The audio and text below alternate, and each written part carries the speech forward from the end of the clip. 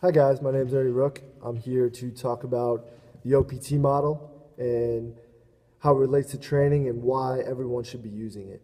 So the OPT model takes every aspect of training, so your speed, agility, strength training, power training, balance training, core training, and it takes all that into one progressive system. So with that, they break it down into three different sections, which is stability, strength, and power. And they break some of those sections down to the smaller sections like strength has strength endurance, hypertrophy, and maximal strength. So what that does is that helps anyone, any coach, any athlete schedule their way through their workouts. So periodization. It helps them periodize where they want to be, where they're supposed to be during this part of their training. So what that does is that helps you focus on one area.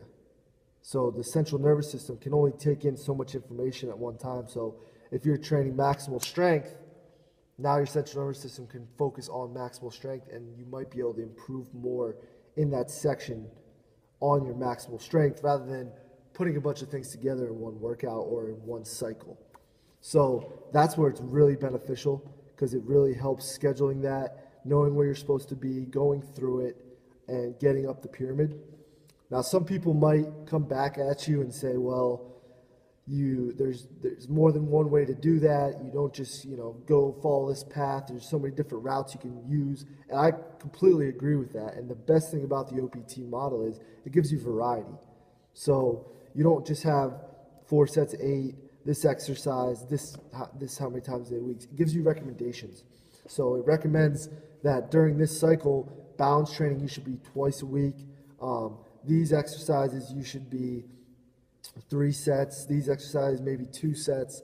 Gives you rep ranges. So it gives you a lot of variety. You're not just hunkered down to one thing. You can really run your own taste, your own system, but wrap it around the OPT model, and that's going to make your system better. I guarantee it, because it's going to take you to where you want to be.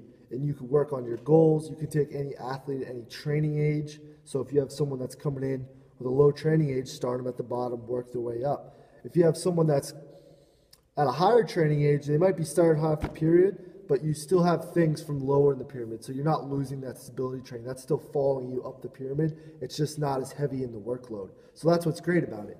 You're going to focus on one thing, but you're not losing all the other things that are still important that happen at the beginning of the pyramid.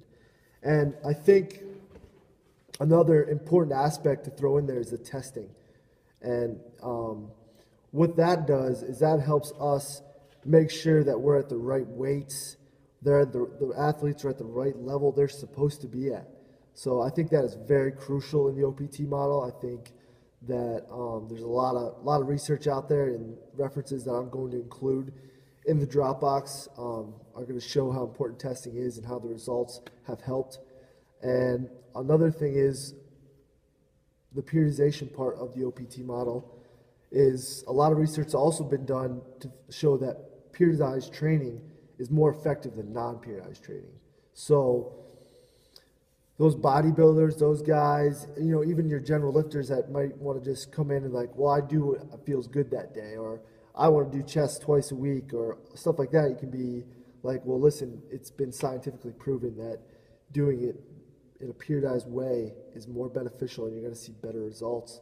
And man, the OPT model is just perfect. So I have nothing but good things to say about it, and I would love to go against anybody that is against it. So thanks for listening, guys. Hope you have a great day.